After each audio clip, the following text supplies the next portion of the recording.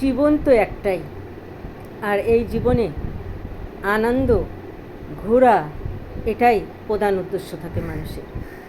মানুষ সবসময় চায় কিছুটা সময় আনন্দ থাকতে, সেখানে প্রকৃতির সাথে মিশে জীবনের সব কিছু ভুলে একত্রে চলতে। আর সেরকমই বছরের মোটামুটি আমরা 3 থেকে 4টে ট্যুর করি। সেই ট্যুরের আজকে 1 বছরের ট্যুরের ভিডিও নিয়ে এসেছি। প্রথমে গেছিলাম বেলপাহাড়ি, আর ওটা ঝাড়গ্রাম। আর দ্বিতীয় এতে গেছিলাম গোয়া, তারপরে গেলাম শিটং। এখানে দেখাচ্ছি আমরা রিট্রিট ছিলাম।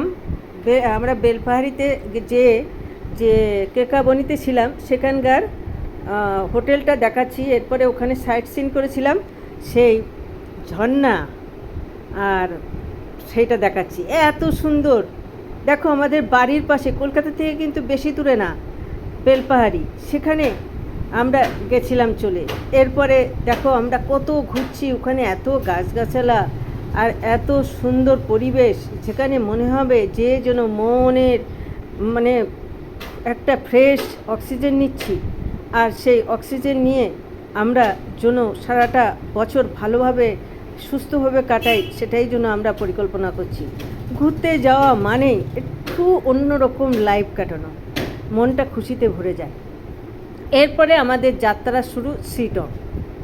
আর শিটং মানেই উত্তরবঙ্গ মানেই পাহাড়, পাইন গাছ আর ঝর্ণা, আর আছে টি গাছ।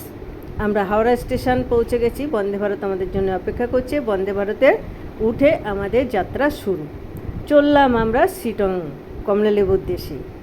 আর সেখানে তো কমলালেবু দেখেছি, আর দেখেছি সুন্দর সুন্দর টি গার্ডেন, আর দেখেছি এটা হচ্ছে অহলদারা ভিউ পয়েন্ট। আর সেখানে গেলে মনটা যেন অন্যরকম। আর উত্তরবঙ্গর সাজও তো আলাদা। আরে দেখো বাচ্চারা কত সুন্দর আনন্দ করে, দেখতে ভালো লাগে।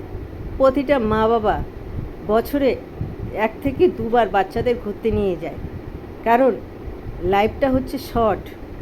আর এই শর্ট লাইফে আমরা অভিজ্ঞতার সঞ্চয় হলাম, কি আনন্দ নিয়ে আমরা গেলাম, এটাই হচ্ছে মূল কথা। তাই সব সময় একটু সময় বের করে মাঝে মাঝে ঘুরতে বেরো, মনটা খুব খুশি হবে।